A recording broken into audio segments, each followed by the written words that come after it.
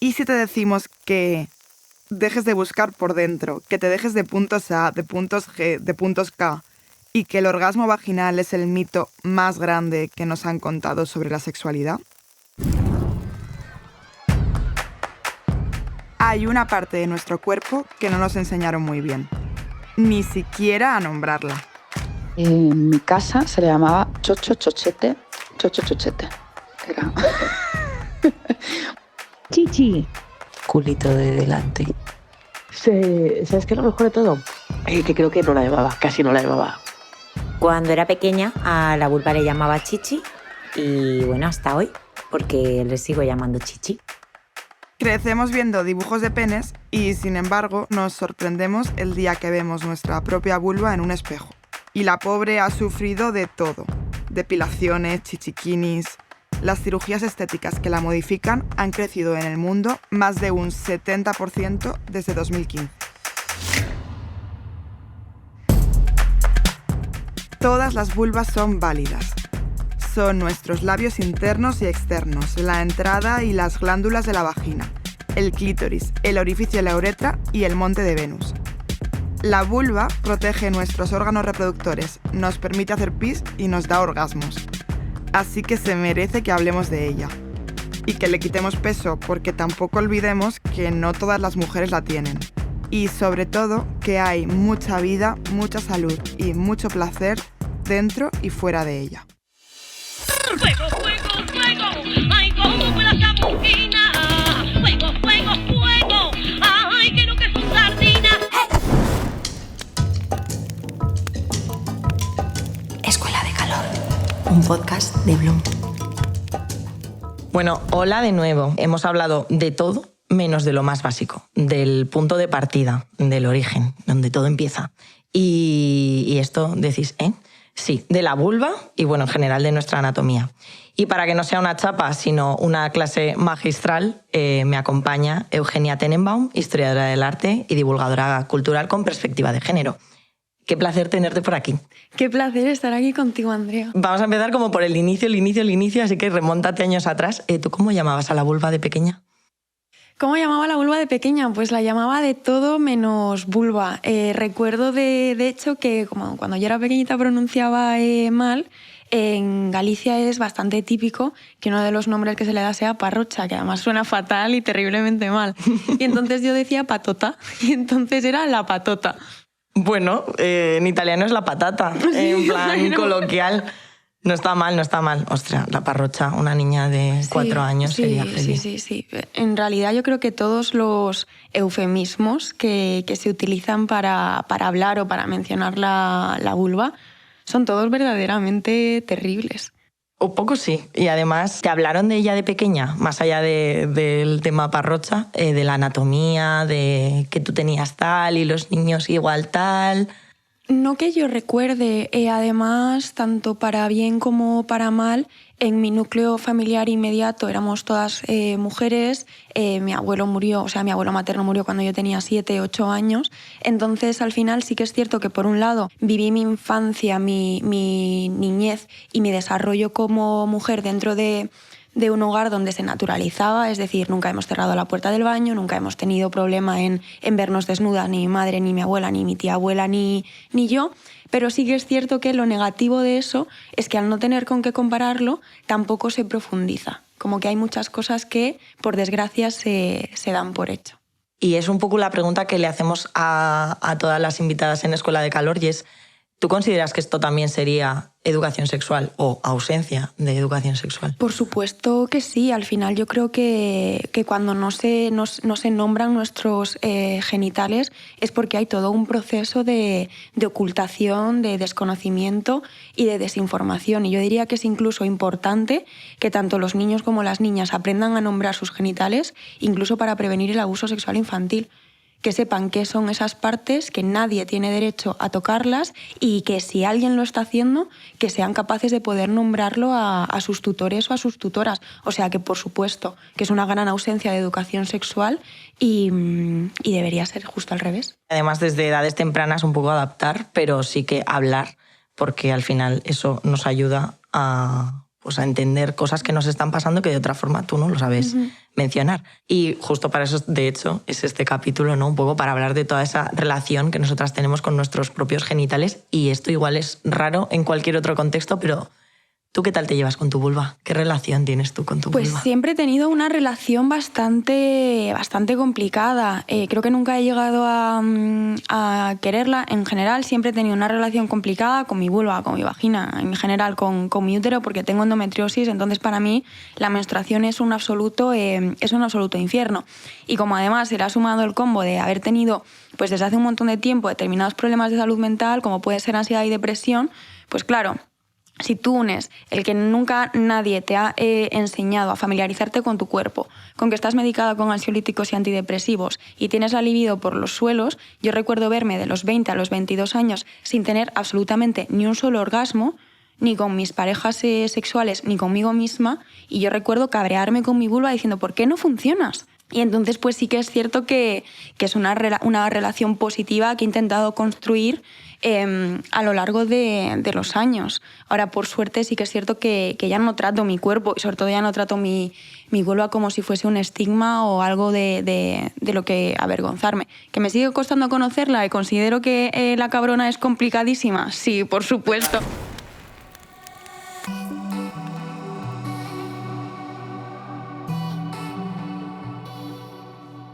Tú sabes cómo tienes el pie izquierdo y la mano igual y tal. ¿Por qué? Porque lo tenemos integrado en nuestra conciencia corporal. En cambio, ¡ay, qué asco! El flujo, ¡ay, qué asco! La regla, ¡ay, qué asco! Los pelos, ¡ay, qué todo asco! Todo vergüenza, todo asco, vergüenza, asco, vergüenza.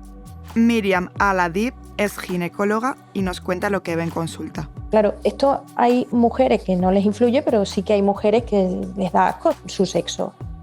Y de esta manera tan tonta, no siempre tiene por qué ser porque hayas tenido una educación sexual extremadamente represiva o haber sufrido abusos, ¿no?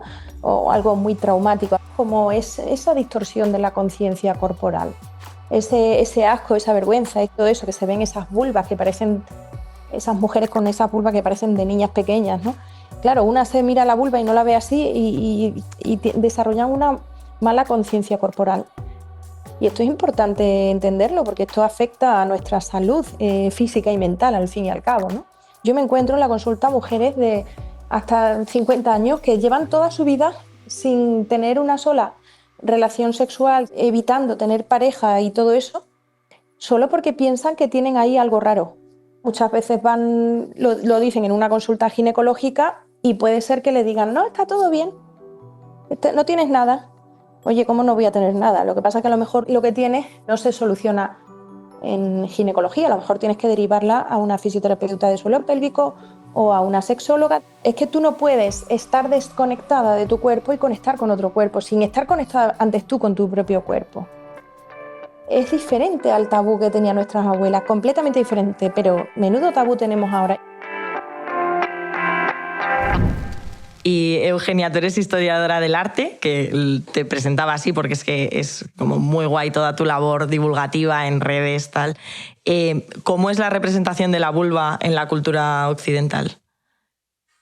Esto es una muy buena pregunta y es también un temazo, porque digamos que durante la mayor parte de la historia del arte occidental, la vulva es, por así decirlo, algo que se omite, algo que se tapa y algo que se oculta. En muchos casos porque está vinculada con el pecado original, con Eva, con toda la perversidad o la supuesta perversidad que acarreamos todas las mujeres, pero luego también a través de ese ocultamiento se ha ido erotizando. Sobre todo esto lo vemos en el género del desnudo. ¿Y por contrario el pene? Pues el pene, aunque sí que es cierto que en determinados momentos, por ejemplo, generalmente pues en las representaciones de Adán y Eva, tanto Eva se suele tapar el pecho y la vulva o el monte de Venus, y Adán pues, se suele tapar sus genitales, sí que es cierto que en los hombres, como sus genitales se asocian con la virilidad, y la virilidad es algo que dentro del sistema patriarcal siempre se ha potenciado, y no se ha sexualizado y cosificado, pues al final la representación tiene otras connotaciones. No se suele ligar tanto con el pudor, aunque bueno, hay de todo. Aquí voy a contar como una anécdota, y es que, bueno, cuando Miguel Ángel le encargó a Pablo III realizar la Capilla Sixtina, él inicialmente a la mayor parte de las figuras, y no todas, las representó desnudas con sus genitales al descubierto. Pues el maestro de ceremonias de Pablo III, cuando vio eso acabado, dijo: no te puedo creer, Miguel Ángel, no te puedo creer, ¿dónde te has dejado el pudor? ¿Dónde te lo has dejado todo? Y entonces empezó a comerle el tarro a Pablo III, y Pablo III le dijo a Miguel Ángel: oye, mira, que esto hay que taparlo. Hay que ver este Ahí campo está. de... Efectivamente, esto no puede ser un campo de nabos, cariño, que estamos aquí en el Vaticano. Luego bien es cierto que, por contrapartida, también ha habido muchos momentos en la historia donde algunas artistas han de alguna manera hecho referencias o sutiles o simbólicas. Hay una monja que fue también filósofa, tratadista, compositora, que se llama Hildegarda de Bingen, que pues esta señora en la Edad Media, pues de repente pues iluminó unos manuscritos increíbles, y tú los ves y dices: madre mía, es que esto es la referencia a una vulva, el origen del mundo es una vulva. Y luego también, a nivel de curiosidad, que yo esto también lo ligo mucho con, por ejemplo, pues, la menstruación, el hecho de toda la invisibilización de las mujeres en nuestros Totalmente. cuerpos, los procesos fisiológicos por los que atravesamos. La primera representación occidental de la sangre menstrual tenemos que remontarnos a 1971. Hola, que estamos... exacto, vamos, habrá gente anteayer. que nos esté escuchando que estaba viva. Pues 1971, esta obra de arte se llama Red Flag, bandera roja, y para que veamos un poco cuáles son las consecuencias de esta ocultación y de esta falta de educación sexual, cuando la gente fue a ver esa obra de Judy Chicago, no sabían identificar que lo que estaban viendo era una mujer sacándose un tampón manchado de sangre de la vagina. Qué fuerte. Efectivamente. Entonces es que ni siquiera sabemos reconocerlo, no forma parte de nuestro imaginario colectivo, es muy fuerte. Joder, con lo que decías antes de Miguel Ángel, digo, a nadie nos parece raro ir a Florencia y ver un David Ahí está. Que tiene unos huevos más grandes que nuestra cabeza, claro, que tú ¿sabes? lo Se nos ves, cae encima miras, y nos mata. Miras hacia arriba y es como... Bueno, pues este señor, ojalá hubiera habido un retrato de una persona con vulva, una mujer que tú miras hacia arriba y te ves ahí todo el papo. Sí, pero al final es eso, cuando se nos han mostrado a las mujeres en toda nuestra desnudez, nunca ha sido con la intención de naturalizar nuestra anatomía, sino de sexualizarla, cosificarla y de alguna manera ponerla al servicio de la mirada masculina, salvo en casos de pues, artistas bisexuales u homosexuales a los que les encantan pues, los culos, los hombres, etcétera, etcétera, etcétera. Pero vamos, que así no es como nos transmiten las cosas. Pero también hay gente como muy famosa, ¿no? Contemporánea, Georgia O'Keeffe, brutal, como también siempre está la duda, ¿no? De si ella pintaba, cuál es su historia, ¿tú crees que sus cuadros realmente representan ahí un poco vulvas o es querer ver dónde no hay? Es también que me está sacando unos temazos, Andrea. A mí me flipa Georgia O'Keeffe, pero porque considero que... No sé, que era una mujer que tenemos que tener en cuenta que sus primeros sus primeras pinturas florales datan de 1919. Es decir, siempre un poco para ponerlo en contexto, hasta un año después las mujeres blancas en Estados Unidos no obtuvieron el derecho al voto. En el caso de las mujeres negras y racializadas, hasta 1965 le seguían poniendo problemas y las seguían discriminando por cuestiones de raza y de clase. Pues había un artista que se llamaba Georgia O'Keeffe que estaba generando pues como estas macroimágenes de flores que fueron leídas como ya no solo como un órgano femenino, sino directamente como un objeto sexual. Y ese fue el problema. Ella desde siempre, desde el primer momento, se negó a que se hiciese esa lectura sexual de los cuadros, pero porque al final, en ese contexto, la feminidad y lo femenino seguía estando muy estigmatizado y seguía siendo, pues, por así decirlo, un tema que carecía totalmente de estatus. O sea que si te estoy entendiendo bien, al final era un poco sumar 1 más 1 de, pues mira, otra mujer, esta mujer por supuesto va a tener que pintar vulvas.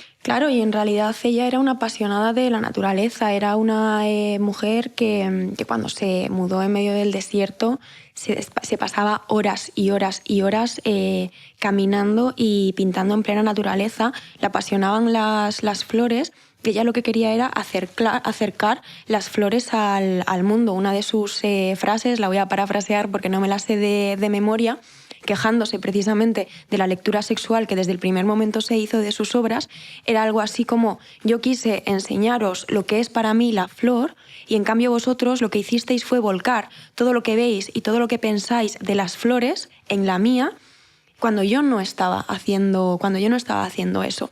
Y esto al final también quiero aprovechar de esta problemática de esta especie de determinismo sexual, de asociar las flores a las mujeres siempre en términos de belleza y delicadeza, incluso fragilidad, que al final yo creo que son 3 de los principales polos que se han utilizado no solo para oprimirnos, sino también para desprestigiarnos. Y no podemos tampoco perder de vista de que Georgia O'Keeffe es una de las artistas más cotizadas. Hay un cuadro de una de estas flores, no quizás tan macro como otros que nos puedan venir a la cabeza, que se llama Estramonio, flor blanca número 1, que fue vendido por nada más y nada menos que $44 millones, wow. Que se dice pronto. Que ya le hubieran gustado a ella verlos en vida, seguramente. Efectivamente. Y otro de esos cuadros, pero este sí que es evidente, obvio, El origen del mundo. Aparece hasta en los libros de texto, ¿no? Quizá es la única vulva que se ha visto en la historia del arte tan claramente. ¿Te gusta este cuadro? Me gusta este cuadro en el sentido de que creo que es un muy buen motor de aprendizaje y de comunicación de cómo funcionan los sesgos y la mirada masculina aplicada a la historia del arte. Porque en un primer momento tú ves este cuadro de Courbet y dices: hostias, nunca en mi vida he visto nada así. Esto en primer lugar es porque era un encargo privado, no estaba en ningún momento diseñado para ser expuesto de manera pública, y en la historia del arte siempre ha habido ese gran abismo entre lo que se exponía en lugares públicos, como pueden ser iglesias, catedrales, palacios y demás. Bueno, ni siquiera palacios, porque palacios la gente como tú y yo no entrábamos en los palacios, desde luego, pero ya me entiendes. Bueno, somos unas princesas. Somos unas putas princesas. Y luego estaba pues todos estos encargos privados en los cuales es increíble cómo se sexualizaba y se cosificaba a la mujer. Entonces, por un lado, sí que es muy interesante ver una representación tan explícita de una vulva, y además una vulva peluda, como son todas las vulvas, pero luego también, por otro lado, pensemos que al final la mujer, la modelo, está totalmente fragmentada, en el sentido de no tenemos acceso a su identidad, y queda totalmente reducida a sus genitales. ¿Por qué? ¿Quién hizo el encargo? El encargo tengo entendido que lo hizo un diplomático, que ahora no recuerdo si era egipcio o era turco, que residía en Francia, y lo hizo para tenerlos puesto en su baño, es decir, que probablemente se hacía pajas delante de ese cuadro. Oh God. Y hablabas de fragmentar, ¿no? Y de cómo ella no se le veía la cara. Y a mí se me viene a la cabeza, momento súper básica, pero cuando los típicos niños de la clase pintaban penes en la pizarra, es como, sí. Pero ¿por qué pintar una vulva significa una cosa y los niños van pintando penes por todas partes? Hasta ese punto llega la diferencia. Pero porque al final, en todo este binarismo tanto de género como sexual, el pene se ha asociado hegemónicamente al hombre y a lo masculino, la vulva se ha asociado hegemónicamente a la mujer y a lo femenino, y entonces al final, de nuevo, ¿qué es el pene? Un símbolo no solo de poder, sino también de vigor y de una posición privilegiada dentro de una jerarquía de género y sexual. Ya para empezar, si nosotras con 8 años sabemos dibujar una vulva y además la dibujamos pues sobre una pared, sobre nuestros pupitres, lo que va a pasar es que se van a reír de nosotras. No es que sea de básica, todo lo contrario, es como un ejemplo súper cotidiano y súper banal, pero yo creo que es precisamente en estos ejemplos donde a través de lo micro se puede ver un poco cómo funciona lo macro. ¿Cuántos de los chavales y las chavalas que saben dibujar un pene sabrían dibujar una vulva? Y ahora lo complico más. ¿Dónde está el clítoris en esa vulva? Bueno. Pues, ¿sabes? Y después de ahí yo creo que eso es pues ya todo lo demás. O sea... Y nadie... vamos, yo que te veo y te tengo aquí al lado, veo que llevas un collar. Sí. Que también es un poco como por traerlo un poco a hoy en día y a lo que significa llevar una vulva colgando del cuello, ¿no? Es un poco de, oye, también estamos aquí... Es totalmente mi amuleto. Me gusta que te hayas fijado porque, aunque sí que es cierto que suelo llevarlo encima, es un collar de Santa Bárbara. Desde aquí le envío un abrazo enormísimo a Lau. Que bueno, sí, parece la típica estampita de una virgen, pero en lugar de tener una virgen tiene una vulva. Y a mí me hizo mucha gracia porque cuando mi abuela todavía vivía, me lo vio. No me lo vio. Yo se lo enseñé y le dije, abuela, ¿qué opinas de mi collar? Y dijo, no sé qué santa es esa. Y abuela, no es una santa, es una vulva. Santa vulva. Santa vulva, santa vulva.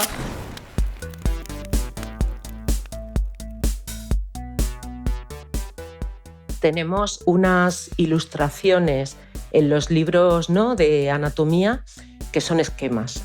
La vulva se dibuja como de manera esquemática, unas rayitas así y poco más. Isabel Ortega es catedrática en antropología, experta en género. Los estudios muestran que existe una gran diversidad morfológica de la vulva y que, dado que está más oculta, por ejemplo, los chicos tienen más referentes, ¿no?, en el gimnasio, cuando se duchan, cuando se ven, de que existe diversidad, ¿no? Las chicas no tienen esa información, las chicas heterosexuales, sobre todo. Hasta el año 1998 no se dibujó un mapa anatómico preciso del clítoris. Lo hizo una uróloga, por cierto, Helen O'Connell. El clítoris se conoce en la historia de la ciencia desde el siglo II, porque se pensaba además que el placer de la mujer era necesario para la reproducción. Lo que pasa es que no se incluyó en ningún texto médico hasta Realdo Colombo, creo que fue en 1559-60 por ahí. Cuando la describió como una estructura eréctil sensible al tacto análoga al pene. Hasta entonces se estaban representando en las ilustraciones anatómicas pues el pene y los testículos como equivalentes al ovario y la vagina de manera invertida. Entonces, claro, eso suponía que si el clítoris era una estructura equivalente o análoga al pene, las mujeres tendrían dos penes, por lo tanto iban a ser más viriles que el hombre. Eso produjo que desapareciese siempre de los libros de medicina por ese conflicto que se producía. Luego, en el siglo XIX, Cobell fue quien lo incluyó ya en un estudio de anatomía sexual y hizo una descripción ya muy completa, de hecho, más completa y precisa que las descripciones que se hacen ahora en los libros de texto. Y lo que pasa es que los discursos médicos históricamente estigmatizaron el clítoris, además considerándolo un peligro para la sexualidad normativa que estaba basada en el coito heterosexual reproductor. Entonces, bueno, el clítoris como un órgano propio y exclusivo de placer confrontaba un poco esa sexualidad centrada en la vagina que se pretendía para controlar la sexualidad femenina.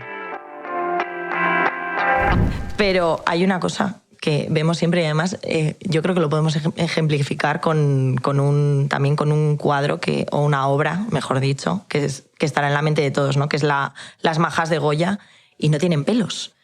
¿Cómo puede ser? Pues al final yo entiendo que cuando miramos al pasado lo hacemos primordialmente a través de imágenes. El problema es que muchas veces nos creemos que esa cultura visual representa la realidad y nos olvidamos de que en muchos casos son invenciones. De nuevo, como al final este tipo de géneros estaban destinados en primer lugar a ser expuestos en privado y en segundo lugar a ser contemplados y disfrutados por hombres, al final lo que hacían estos artistas, pues lo que hacían era, si este es el canon de belleza que nos hemos sacado nosotros del papo, pues lo que tenemos que hacer es modificar el cuerpo de la mujer para que de alguna manera encaje en él. ¿Cuál es el problema? Que nos hemos creído que esto es cierto, que esas mujeres existían, que esas mujeres eran así.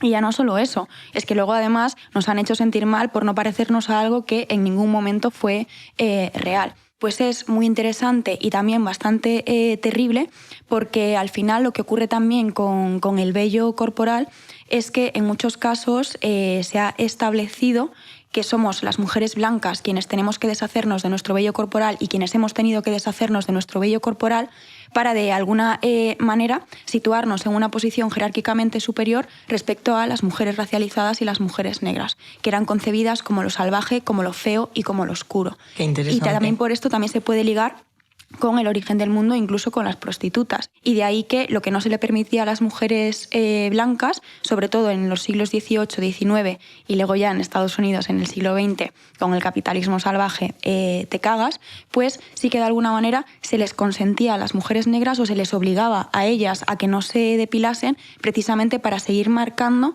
esa diferenciación racial, racista, misógina. Y por supuesto... Y de nuevo sexualizada, ¿no? Ahí o sea, está. Taitianas de Gauguin, pelo, efectivamente, genial, Maja de la pelo, corte pero de también Goya, genial. sin pelo, muy bien, es lo que nos gusta. Ahí está. Y es verdad que yo creo que en estos últimos años estamos viendo vulvas reales en todas partes, sex education, ese all vulvas are beautiful, y todo este, no sé si llamarlo movimiento, pero que mola mucho. Pero nos estamos obsesionando o vivimos en una micro burbuja y nos estamos obsesionando en realidad a nivel sociedad con unos genitales perfectos. ¿Tú crees? Es una muy buena pregunta. Puede que sí o puede que no. Al final también yo creo que siempre es importante como bajar las cosas al suelo. Al final, si venimos de prácticamente 21 siglos de ocultación y de estigma, yo sí que entiendo que ahora todas tengamos, también gracias a las redes sociales, que no tenemos que pedirle permiso a nadie para hablar de estos temas, que las artistas no tienen que pedirle permiso a nadie para generar obras de arte o que contengan referencias vulvares o que sean vulvas en sí mismas, pues también entiendo que estamos en un momento de sobreexposición, pero porque también es muy necesario que combatamos el estigma. Y a veces la mejor manera de combatir un estigma es ponerte delante de la cara aquello que está estigmatizado y quitándole todo ese componente erótico o todo ese componente sexual. Entonces, bien es cierto que pues bueno, tenemos de nuevo las fuerzas del capitalismo, tenemos esta obsesión por la belleza que incluso hasta cuando intentamos reivindicarnos como válidas lo hacemos siempre bajo el pronóstico de la belleza. Ni todo es bello, ni todo puede ser bello y sobre todo no todo tiene que ser bello. ¿Y bello para quién? Efectivamente.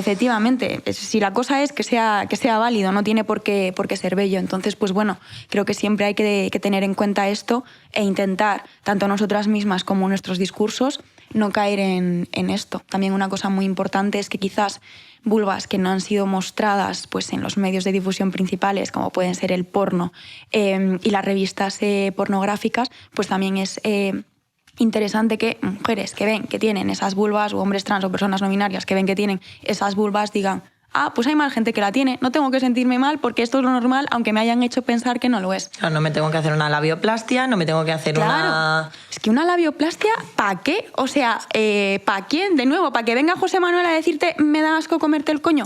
Pues no te lo comas, cariño, ya me lo comerá otro, ya me lo comerá otra. Es que es muy grave porque al final... Yo creo que cuando las mujeres se hacen una labioplastia, lo que están atendiendo es a eso. Seguramente habrán sido hombres o habrán sido unos cánones de belleza que no hemos configurado nosotras las que nos han hecho sentir que eso está mal. ¿Y cuál es la comparación? De nuevo, el porno. Que el porno nunca está destinado a nosotras, no somos nosotras el target. ¿En serio? Claro. Las majas de Goya, versión... Sí. ¿Por qué tengo que operarme yo los labios? Porque las actrices porno los tengan de determinada manera. No, con todo esto, pues evidentemente, si a ti te apetece, hazlo. Por simplemente, supuesto. Que está bien plantearte que quizá eso que quieres cambiar no está mal. Claro. ¿No? Porque no sería mejor o no sería perfecto un cuerpo que te permita disfrutar. Totalmente, por supuesto, es que eso es lo principal, un cuerpo que te permita disfrutar.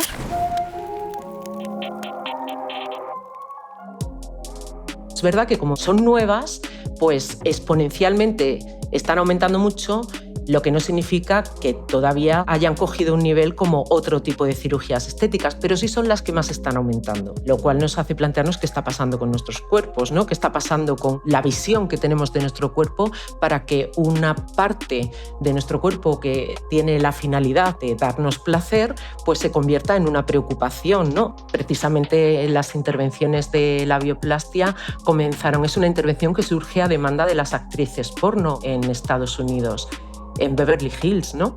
Y el referente que tienen las chicas que tienen acceso al porno es este cuerpo normativo que muchas veces ya está construido a través de intervenciones quirúrgicas, pues piensan que lo suyo no es normal y entonces les sale un montón de información en internet de páginas web de labioplastia que venden estas intervenciones como algo inocuo, que todas las mujeres que se las realizan están muy satisfechas con el resultado y claro, pues van directamente a pedir, a demandar estas labioplastias. Los únicos artículos en los que yo he encontrado los riesgos que tienen estas intervenciones, que son dispareunia, que es coito doloroso, puede haber hasta necrosis del tejido, pérdida de sensibilidad, o sea, vas a sacrificar tu sexualidad, tu sensibilidad por una apariencia. Esto no lo dicen nunca. Cuando quieren presentar una técnica nueva es cuando mencionan los riesgos que tienen las otras. Y entonces puedes ir haciendo el croquis y resulta que todas tienen esos riesgos.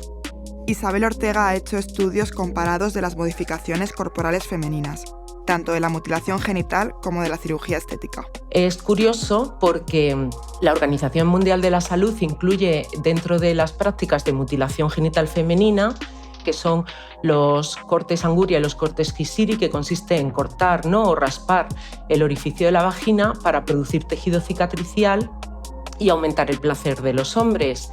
Y es bastante parecido, no en el contexto medicalizado, ¿no?, en el que se hace, pero sí en realizar incisiones que reducen precisamente la elasticidad de la vagina. Tiene similitudes porque yo he analizado los discursos presentes tanto en los artículos médicos publicados en revistas científicas que hablan de la labioplastia y lo he comparado con los discursos que hay en torno a la ablación, la excisión, la infibulación. Y encuentro, por ejemplo, referencias a la higiene.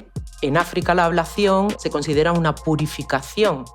Bueno, pues en los discursos médicos y en las páginas web que promocionan la labioplastia encuentro referencias a que los labios menores protuberantes pues dificultan la higiene. El argumento del éxito sexual también lo he encontrado. Bueno, pues aquí también se habla los beneficios de la labioplastia y de la vaginoplastia es pues retener al esposo, conseguir el esposo. Bueno, y hablábamos de los adolescentes y de ese momento en el que pues nosotras empezamos a aprender lo que está bien, lo que está mal, lo que es correcto, lo que es más socialmente incorrecto. Y los chicos cis hablan abiertamente de su pene, de si se masturban, de su placer. Y nosotras no hablamos de masturbación. Y de hecho, ¿tú recuerdas sentir pudor un poco tanto frente a esa conversación de ellos y esa bravuconería, ¿no?, de bueno, pues yo tal, pues yo cual, o quedamos? Es que yo es que tenía unos niveles de misoginia interiorizada súper brutales respecto a la masturbación masculina versus a la masturbación femenina, que también vienen muy dados porque al final yo me desarrollé en un entorno que, aunque bien es cierto que no era católico practicante, sí que es cierto que al final, hasta tercero de la ESO, también fui a un colegio de monjas. Entonces, al final, pues pasa lo que pasa, que si tu primer contacto con tu propio cuerpo y con la educación sexual es el judeocristianismo, pues vas jodida. Vas jodida, agárrate, amiga. Entonces yo sí que recuerdo tener súper naturalizado y normalizado que mis compañeros podían masturbarse y hacerse una paja, pero yo en cambio pensaba que si yo lo hacía, eso era suciedad, porque ellos lo necesitaban y yo no lo necesitaba. Bueno, es que ese momento... Que yo a veces, claro, pienso en esto y lo recuerdo y digo, joder, ¿quién me metió esta basura en la cabeza? ¿Quién...? O desde dónde. Obviamente no fue solo una persona, es también sobre todo un contexto y ojalá los contextos vayan cambiando. Pero yo recuerdo que iba la primera vez que me masturbé, tenía 16, 17 años, que me masturbé con las manos, porque yo sé masturbarme con los muslos y yo me llevo masturbando con los muslos sin saber que eso era masturbación desde los 4 añitos. Claro, es que hay niñas que pues, claro, te frotas con el sofá, pero ellos como que... Es que tú sabes cómo hacer una paja y no sabes cómo masturbarte a ti misma. Totalmente. Y al final, por este tipo de cosas, yo creo que es... O sea, que no es nunca demasiado temprano ni para hablar de genitales ni para hablar de sexualidad, porque al final nuestra sexualidad se suele despertar a edades muy tempranas en las cuales además, si somos mujeres cis, estamos totalmente perdidas porque nadie nos enseña cómo funciona nuestro cuerpo o cómo adquirimos placer. Vamos pues tanteando. Y la primera vez que yo me masturbé con un juguete sexual, lo primero que hice después de correrme fue empezar a reírme como una descosida pensando... ¿Cuánto tiempo perdido? Lo que te has perdido por haberte tragado y comido con patatas todos estos prejuicios y no haberte atrevido a disfrutar y explorar tu propio cuerpo. Bueno, es que yo creo que el tema de los juguetes sexuales nos ha abierto un mundo, porque de repente pues, se puso de moda el Satisfyer. Antes era como un poco de... pues hasta en parejas, ¿no? Que en plan, que si esta chica lo necesita porque él tal, o uy, es que tienes la libido como muy alta, ¿no? Porque... Sí, casi como si fuésemos, entre comillas, histéricas del siglo XIX. Hasta ese punto se estigmatiza que probemos cosas que nos producen placer. Es que si lo piensas es muy triste. Hagas lo que hagas, te hacen sentir mal. Pero como otras partes de tu cuerpo, no hablemos de lo que hablábamos el otro día con Mara, de la mente. Claro. Y justo eso también te quería comentar. Hay cosas que como que a veces casi que tienes que abrazar tu vulva o mira qué bella es. Tal. Tampoco hace falta. Es un órgano del cuerpo que tiene que funcionar, tiene que estar sano, tienes que cuidarlo ad hoc, no como te han enseñado, sino reaprender a cuidarla.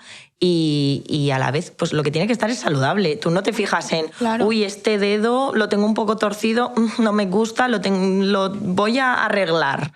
Como que dejemos también de aplicar esa visión de belleza, ¿no? Claro, y luego también, porque sobre todo, ¿quién marca esa visión de belleza? Porque desde luego que nosotras no. ¿Quién está dictaminando que una vulva es bonita o es fea? Desde luego que nosotras no. De nuevo, aquí tenemos la mirada masculina, por tanto, todo eso hay que desecharlo. Y me parece muy importante lo que dices, que yo entiendo que el movimiento del body positive ha sido brutal porque les ha enseñado a muchas mujeres que tienen derecho a amar a sus cuerpos, pero yo estoy muchísimo más a favor del respeto radical y la aceptación radical. Me da igual no verme bonita, me da igual no considerarme deseable en este momento de mi vida, sea cuando sea, pero a pesar de todo me prometo a mí misma que voy a respetarme y que voy a apreciarme. Puede que a ti te horrorice tu vulva, pues cariña, es la que tienes y no pasa absolutamente nada. También nos han enseñado pues, a que es algo feo porque se ha ocultado siempre. Si se hubiese naturalizado, diríamos, pues bueno, pues es lo que hay. Ahí, claro, está ahí. Es que no tiene que ser ni bonita ni fea. Oye, ¿y tú cómo te cuidas? ¿O hay cosas que hacías antes mejor? Porque igual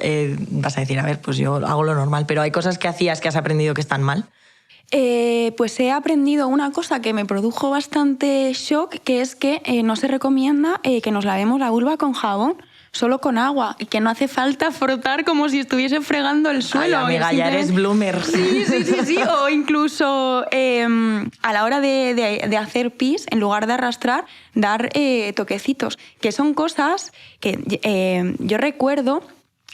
cuando hablé, se me ocurrió una vez hablar de que no hace falta que nos lavemos con jabón, que eso puede alterar el pH, puede generar irritaciones e infecciones. Bueno, me llamaron de guarra para arriba. Y luego lo que pienso es que no tenemos ni puñetera idea ni de cómo funcionan nuestros cuerpos, pero lo mejor es ver a hombres cis que es que vamos diciendo, es que eres una guarra. Es que ¿tú qué sabrás, José Manuel?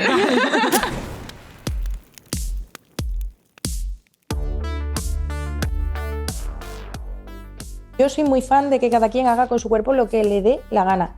Pero bueno, conocer por lo menos lo que va mejor y lo que va peor, y ahora tú decides. O sea, yo, por ejemplo, puedo decir, oye, el rasurado integral no es bueno, pero oye, quien quiera hacerlo, perfecto, no tiene por qué afectarle. Ahora, eso sí, si empiezas a tener infecciones, oye, pues mira, déjate un poquito de vello. Y, oye, de forma aséptica te digo, oye, cuantos menos químicos en la vulva, mejor. Cuantos menos salvaslip, mejor. Cuanto menos rasurado, mejor.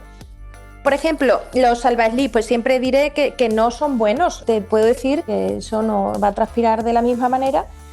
Usa lo que tú quieras, pero con el tiempo, si empiezas a hacer infecciones de repetición, ya sabes que eso lo deberías quitar. Y si haces alguna de estas cosas, de rasurado y tal, que lo hagas porque te dé la gana, no porque te dé asco ni vergüenza, que sería una pena, ¿no?, que te diera asco o vergüenza a tu propio cuerpo. Bueno, y tú hablas de forma inclusiva. Es importante también entender que hay más realidades más allá de las mujeres cis y no queremos olvidarnos tampoco o no queremos caer en los mismos errores que antes. Y ahora, en vez de ser falocéntricas o, por así decirlo, ¿no? Que hasta hay edificios con forma de pene, pues ahora ser vulvocéntricas, que nuestro placer también está mucho más allá de la vulva.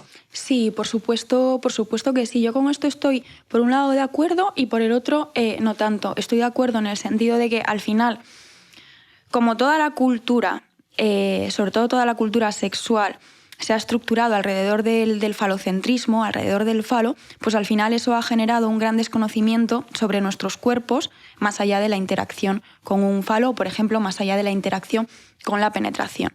Por eso es interesante hablar de las zonas erógenas, también es interesante hablar de la vulva, y con la vulva del gran olvidado, que es el clítoris. Entonces también yo creo que no creo que estemos de alguna manera en riesgo de terminar siendo vulvocéntricas. Creo que al final, de nuevo, la vulva ha sido, por desgracia, la gran olvidada, y muchas mujeres, probablemente, o muchas personas, no han sido capaces o no han podido o no les han enseñado a disfrutar del sexo porque lo único que hacían era penetración, la penetración no me gusta y de repente pues me doy cuenta de que disfruto más con la estimulación externa que con la estimulación interna. Creo que eso también es sobre todo importante reivindicarlo porque nos va también el placer en ello. Entonces, ojalá hablar de todo y empezar a hablar de todas las cosas menos de la penetración, que ya hemos hablado demasiado. Me alegra que menciones el clítoris porque buscando información para hacer el episodio estuvimos leyendo, ¿no? Y algo que yo creo que es una curiosidad, pero que al final es obvio, es que todos los mamíferos hembra tienen clítoris. O sea ¡ostras! Que todos, en plan ballenas, la ratita de tu casa ¡qué o guay! Tu perra, todos tienen clítoris. Y lo heavy es que, voy a sacar el móvil y te lo enseño. Lo heavy es que el animal, el mamífero hembra con el clítoris más grande con respecto a su tamaño es la hiena moteada. Por favor, se lo voy a enseñar. Flipa. ¡Eso es el clítoris! ¡Qué maravilla! No me lo hubiese esperado en la vida. Por favor, buscadlo en Google, hiena moteada. Bueno, en Google o en vuestro buscador favorito. Muy fuerte. Incluso siendo así de grande, habría muchísimas personas que no sabrían señalarlo. O sea, es que estoy 100% convencida y 100% segura. Totalmente. Es fuerte esto. Wow. Wow, yo quiero uno así también. Pues mira, nos iría mucho mejor. De hecho, siempre hablamos de un mito y el mito al principio de este episodio es que precisamente el orgasmo vaginal, ese unicornio, ¿no? Sí, de la sexualidad, totalmente. Pues vamos a ser radicales, vamos a decir que no existe. No existe. No existe. Es todo el clítoris. Claro. El clítoris o estimulado punto por fuera o por dentro, G, ¿verdad? Totalmente, claro. Punto A, punto G, punto K, el reloj, el tal. O sea, por favor, ¿te suenan esas cosas? O sea, hay algunas que sí, la gran mayoría no, ¿ves? Qué felicidad la tuya. Bueno, pues precisamente justo hablamos y tú dices bien, el orgasmo vaginal no existe, es todo el clítoris, no deberíamos distinguir entre mejores y peores. No, desde luego que no. Si al final es pues lo que a cada una nos funcione. El problema de nuevo es cómo se ha orientado la educación sexual y cómo se ha orientado el sexo tanto en relaciones heterosexuales, bisexuales u homosexuales. Ese es el problema, que en la mayor parte de relaciones heterosexuales siempre se asume que se va a recibir placer a través de la penetración y puede que no sea así. Puede que disfrutes más de otras formas, pero como al final todo se orienta a la satisfacción de él en lugar de a la satisfacción de ella, pues nos encontramos con los problemas con los que nos encontramos. Yo, por ejemplo, a la mayor parte de mujeres que conozco, me incluyo entre ellas, yo prefiero 1000 veces la estimulación externa. Yo con la estimulación interna no llego al orgasmo. Claro, es que es como, pero ¿para qué vas a irte a Marte a comprar el pan claro. si tienes la panadería de debajo de tu casa? Bueno, pues ¿para qué? O sea, está genial que disfrutes de la penetración vaginal, pero el clítoris tiene un capuchón que es la zona más receptiva, con más receptores y donde es más fácil llegar al orgasmo. Entonces, si eso El clítoris lo puedes tocar como por distintas zonas, pero la parte más sencilla es lo que está fuera a la vista, ahí entre los labios, dentro de los labios menores. Y oye, que está ahí para tocarlo y para disfrutarlo. Es como lo de Teruel existe, pues el clítoris existe. Tal cual. Sí, porque a mí me da la sensación de que yo estas cosas ya como que a estas alturas las tengo súper asumidas, con mis amigas las tengo súper asumidas. Sí, pero luego, hay muchas mujeres frustradas porque dicen, joder, es que yo no puedo. Y es que... total. Y saco la cabecita de mi burbuja y de repente digo... Dios mío, qué horror, en serio seguimos así. Y también es lo que acabas de decir tú, que se sienten mal ellas. Se sienten mal ellas porque son ellas las que se piensan que tienen un problema y no es así. Y así acabamos fingiendo orgasmos, claro, que merecen Oscars, esas actuaciones y todo tipo de cosas que, oye... Y de nuevo, para satisfacer a una persona que no somos nosotras mismas. Ojalá se nos enseñase a ponernos a nosotras mismas y sobre todo a nuestro placer en el centro, casi por primera vez en la historia. Bueno, es que no tengo nada más que añadir. Solo última cosa, que quien nos escucha o se ha escuchado ya el resto de capítulos de la temporada, si no, os animo a hacerlo, ya sabe lo que va a pasar. Y es que yo te voy a pedir que ya que has venido a la Escuela de Calor y que tenemos aquí una hoguera maravillosa, pues escribas un mito, como el día de San Juan, la noche de San Juan. Vale.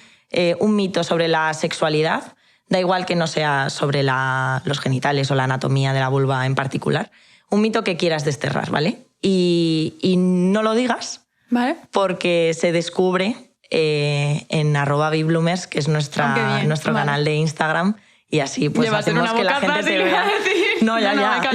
No, por favor. A ver, yo los cotilleo. De hecho, te voy a cotillear. Yo también lo haría. Es largo. No sé qué pasa, que la mayoría tenéis bastante que contar, ¿eh? Vale, venga, ¿ya lo tienes? Vale, pues dale por aquí. Vale. Ok, bien. Vale. Ardió. Chao, mito. Oye, pues que ha sido un placer tenerte en Escuela de Calor para cerrar la temporada con Bloom. No sé si te ha quedado algo por contar. No, que estoy encantada, me lo he pasado maravillosamente bien. Me han encantado las preguntas, el ambiente, todo. O sea que muchísimas gracias por montaros un podcast así de cañero y así de guay. Qué guay. Pues muchas gracias. Y a todos los que nos escuchan, todas, todes, particularmente, seguramente todas, todes. Y espero que lo hayáis disfrutado. Muchas gracias. Un besito. Chao, chao. Has escuchado Escuela de Calor, un podcast de Bloom producido por Osmos Global.